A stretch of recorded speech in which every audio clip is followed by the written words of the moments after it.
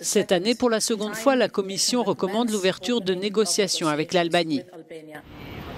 Lorsque le 29 mai dernier, la chef de la diplomatie européenne prononce cette phrase lors de la présentation sur l'élargissement, l'Albanie reprend espoir. Edi Rama, le Premier ministre socialiste, est félicité pour ses réformes récentes, mais l'instabilité créée par les manifestations massives organisées par l'opposition qui dénonce les fraudes électorales et la corruption inquiète Bruxelles. Nous avons parlé de cela avec le chef de la délégation de l'UE en Albanie. Pour mériter cette recommandation de l'Union européenne, l'Albanie a fait des progrès significatifs depuis juin 2018. Tout d'abord, dans le domaine de la réforme de la justice, où les institutions prévues par la Constitution de 2016 ont été mises en place. Puis les procédures de validation ont abouti à plus de 140 décisions. Dans les institutions qui doivent encore être mises en place, s'installent de nouveaux juges. Il s'agit là d'une réforme sans précédent qui fait vraiment la renommée de l'Albanie, non seulement en Europe, mais dans le monde entier.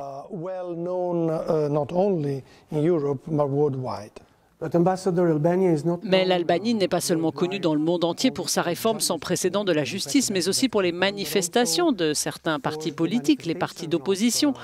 Pouvez-vous nous dire quelle est la différence d'appréciation entre la recommandation de la Commission européenne et les allégations de l'opposition sur le crime organisé, la corruption ? Les allégations de l'opposition sont en cours d'examen. Cependant, elles doivent être accompagnées de décisions conformes à la règle de droit. Par conséquent, si les enquêtes aboutissent à des décisions, des poursuites et des condamnations, bien entendu, l'Union européenne tiendra beaucoup compte de tout cela.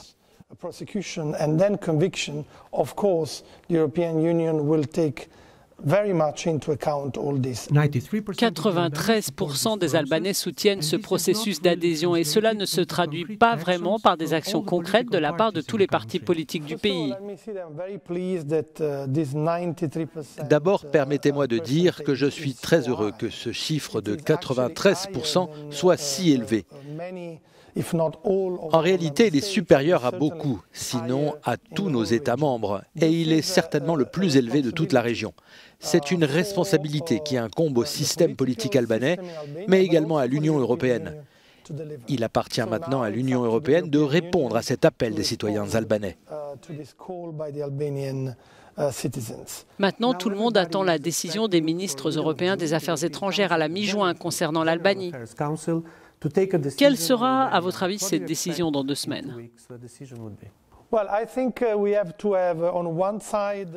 Eh bien, je pense que nous devons garder d'un côté l'optimisme de ceux qui ont bien travaillé, et c'est un optimisme basé sur les résultats obtenus par l'Albanie, mais il y a aussi du pragmatisme. C'est la raison pour laquelle j'aimerais parler en dernier lieu d'un appel lancé à toutes les couleurs politiques, pour les aider à sortir de l'impasse actuelle et à considérer l'intérêt national des Albanais.